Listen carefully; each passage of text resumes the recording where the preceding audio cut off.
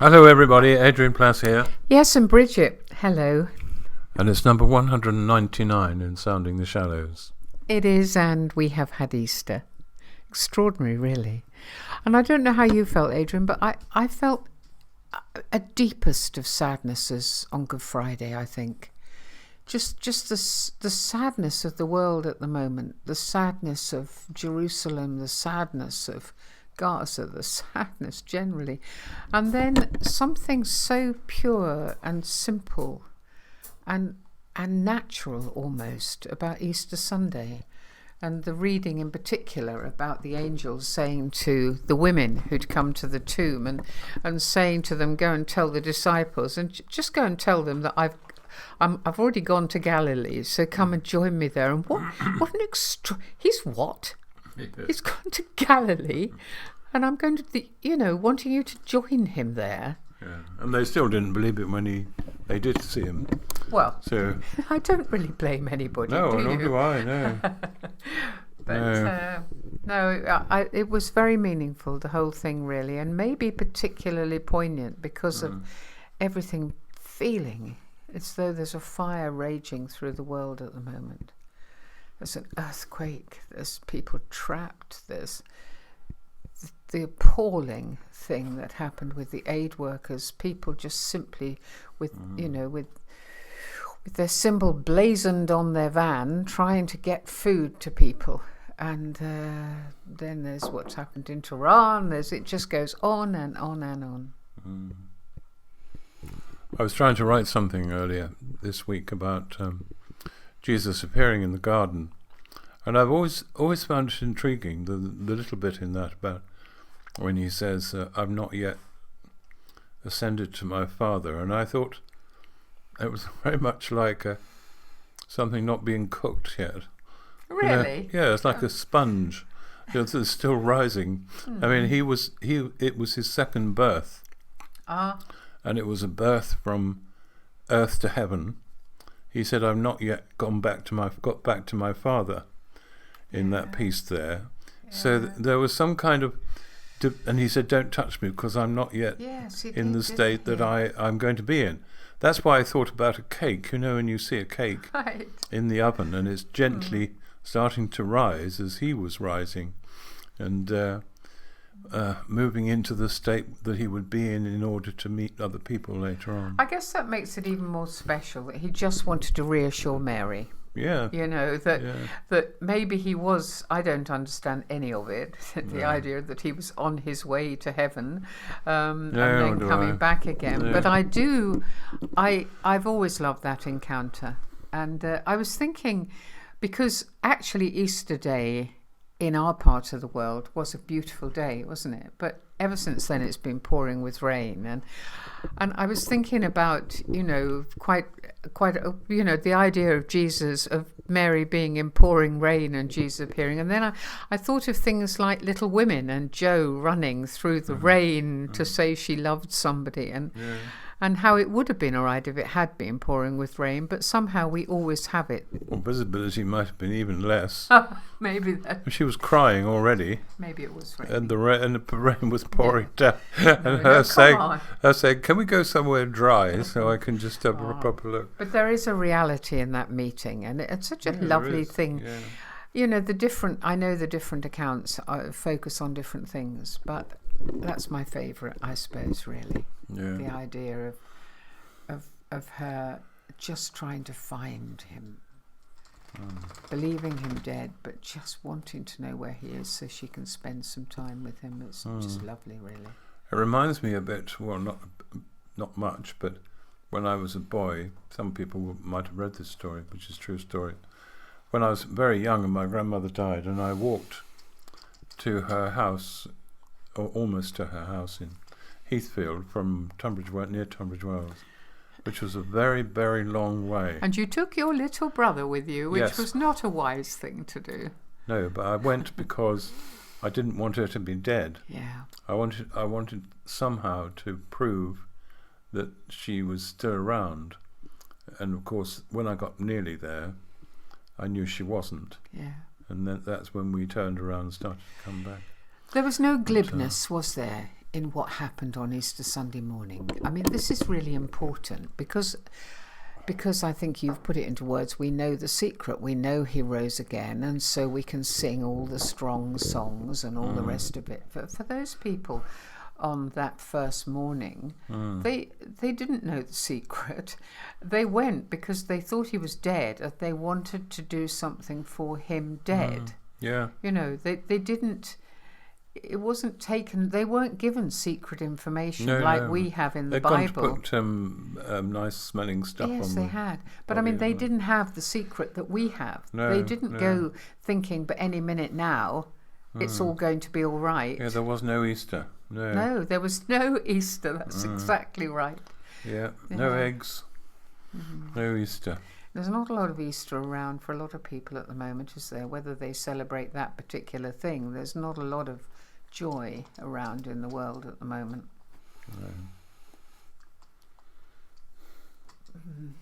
I was thinking, we heard something, didn't we, just fleetingly on the radio that reminded you of somebody that we both knew, but you met in slightly more detail. And it was a quote from Rabbi Hugo Green, and it was just on Easter morning. It was before Justin Welby talking in the service. It was the programme just before that, if anybody else heard it on Radio 4.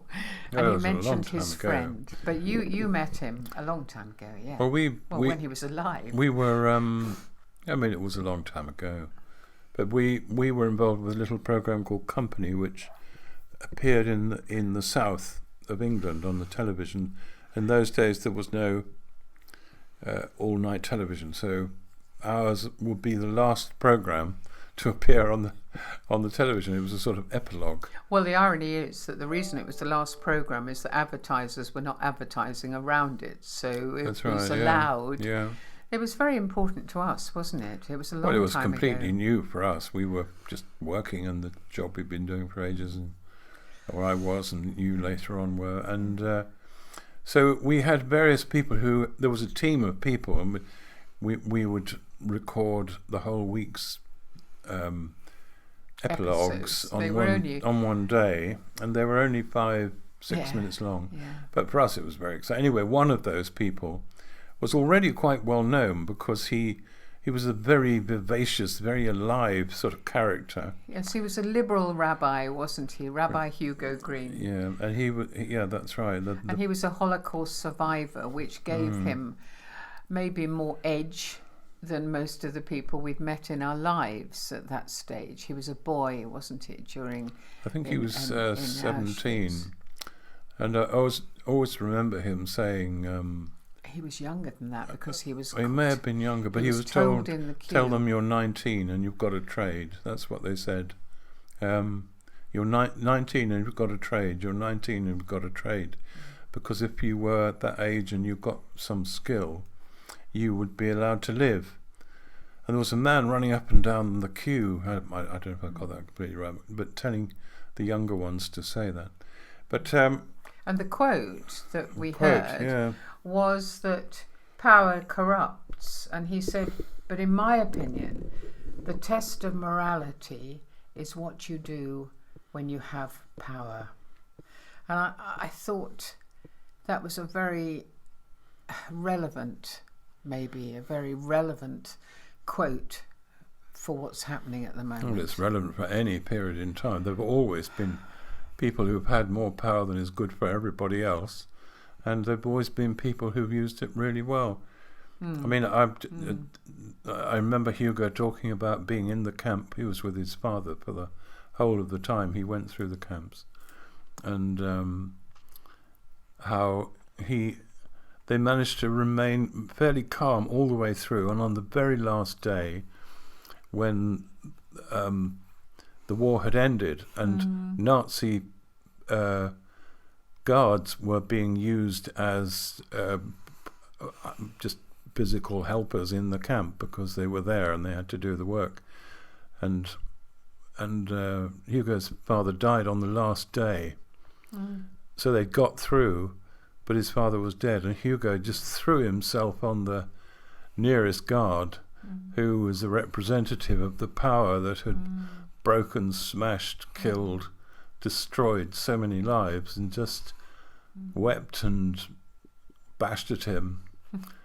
Which makes it even more extraordinary, I'm afraid, when you think of Jesus on that cross saying to the very people who were destroying him, forgive them. Yeah. And that is so extraordinary. But Hugo was young and he wasn't Jesus. I'm sure he hated them at that moment. He certainly did. But they did deal with it in those camps. We haven't got time to talk about it now, but interesting things. No, but I mean, I know we've mentioned it before, but his father did say to him on one particular Hanukkah, when they were trying to make a candle out of a tiny bit of margarine, and Hugo, typical teenager, said, but that's food. That is food. What are you doing? And his father said, we can survive without food for 2 weeks. We can survive without water for 3 days, but we can't survive without hope for any time at all. And that's right. Attempting to light that candle. And they never lit the candle. It didn't work. It didn't work. But what they had done was spend a long time preparing, getting it ready, making it. So, yeah. I was also thinking today about someone we knew talking about the effect of power. You don't know until you're given power what you're going to do with it. And I was working with a woman who had not done well at all in the open units where of these children. It was in this was years ago when you were working with children in care, in residential care, weren't you? That's right. And you'd worked in an open unit, and now you were running a secure unit. So well, I wasn't running it, but I was part of it. Okay. And, she had got very dismal about being in the open place because it wasn't working, and then came to the secure unit, and really became a tyrant. Because she had the keys. Well, she had the keys, and she had the white coated people, to use a metaphor, had said, you're in charge of here and you must make sure they behave themselves, and actually had to be calmed down because she was so exalted by the fact she now was able to tell herself that she wasn't the miserable failure she thought she was. So I suppose that was power used to strengthen self-image. And it was, but what was alarming about it was it's so sudden and so violent. I don't mean in terms of hitting the children in there, but in its expression. And we are seeing it, aren't we? We're seeing it where you can command huge numbers of people to do things that are not good for them and absolutely appalling for other people. You know, if you've got the power, you can make it happen. I was trying to think about us as parents too, because suddenly when you're parents, you're in charge of tiny people, so you can lift them up and put them anywhere you like, and you can. I suppose you can. You can control them in that sense, but as they get bigger, you slowly realise that you can't only pick them up and put them somewhere. I mean, you learn skills as you go on. But when you get to the sort of early teenage years and bits after that, you have to start learning ways to adapt, don't you? Like with I think you do with even small people, Adrian. I mean, the danger is you are a lot bigger than them, and therefore, and that's always been the problem. You are a lot bigger, and also you can use sanctions if you want. You will have no breakfast if you don't come and sit down. You will, and choosing the battles. Trying to work out distractions and ways through these things are very challenging sometimes, especially when it would be much easier to, if you like, use your power, use your strength, use the sanctions you have, you know. And I suppose for people who haven't been parented in a way that's helpful, it's a very hard task. But we can't let people off necessarily, can we, for their parenting? I mean, no, of course not. I can't. No. I can. Working with children in care, we know that attachments and all sorts of other things, that obviously there are mitigating circumstances, but I don't know. There comes a point where I think you have to say, but this person has achieved a position that he or she can use properly, and if there's no self-awareness and but that happens with parenting too, doesn't it? I suppose so. I mean, that's one point I'm making, that people lose lose their grip on themselves because they've had small children who they didn't find difficult and they loved them, and suddenly things get really difficult. And they're looking into themselves to find a way to deal with that. I mean, I've got a grandchild which we didn't have before, and even there, I mean, because he's growing up so quickly and learning so much, distraction is easy for a while with a little child. And a bit later on, you start to think, well, we've got to be a bit cleverer now about how we deal with that. And I was also thinking about the fact that not all that long ago I read about, I'm going to sneeze in a minute, but I'll stop. Oh, that would be nice. They did some research into the relationship of carers to patients, doctors, nurses, various areas of care, and the fact that there was a power thing that got in the way sometimes, because you go into hospital and you already feel quite vulnerable. I've only been in once, I'm pleased to say. You go in feeling vulnerable, and what happens with your clothes, and what do you do, and how do you behave? And there are these people who are in uniform, who are in charge of you. Yeah. And I think in the old days there was a much harsher regime. Much harsher. I mean, you had to take your own clothes off straight away and put your sleep clothes and your dressing gown and your slippers on, and immediately you can't run away. And I'm sure that was part of it, that stop you running away. Well, no, but making you feel vulnerable because you're not fully equipped. You don't have your shoes. So obviously, but I think things are changing, and I know people, for example, who are occupational therapists or physiotherapists. They want to not be wearing a staff uniform because their role is to encourage and to motivate and all the rest of it. And I think things have changed. I think that the use of first names, although I know that again they had to learn that, because I know my mum, for example, wasn't used to people calling her by her first name unless she gave them permission. So they moved from it always being formal to be always being informal, and now they've moved to a point where they ask the patient, how would you like to be called? There is a shifting culture now. Yeah, I think there really is. But here's the question, right, that I've been asking today. I mean, it's all very well, but we've been writers and speakers for years now. So we stand up in groups of people, or we write stuff people will read, and whether you like it or not, that involves a responsibility of power, in the sense that you're going to say things, especially if people think you're someone they want to hear, which whether they do or don't. But what you say, and we know this because we've heard about it in other contexts, people can be changed by that, because Christianity really is not an exact science. So people are seduced by certainty and by narrow lines sometimes, whereas actually Jesus says at one point, Jesus opened their minds. And I was asking myself, I mean, these sheep, as Jesus called them, sheep without a shepherd, are very vulnerable to those things, the things that keep them into a small space, but perhaps ultimately aren't good for them. Well, I suppose if you think about a good shepherd, then a good shepherd is going to want to look after their sheep. They're not going to want to bully them. And in fact, there was loads of stuff with God talking through the prophets in the Old Testament saying, stop bullying the sheep, stop pushing them about, stop being too powerful, if you like. And And the other thing Jesus did was, when we've talked about before, he used story instead of hitting people over the head with rules and regs. I mean, he told stories, which meant that you could own your decision about how you reacted to it. Yeah. And also, he had a full-time commitment to not using divine magic all the time. In fact, beginning in the desert, and saying, "No, I could do this, but I won't. I could do that, but I'm not going to. I'm going to be someone who does what is needed."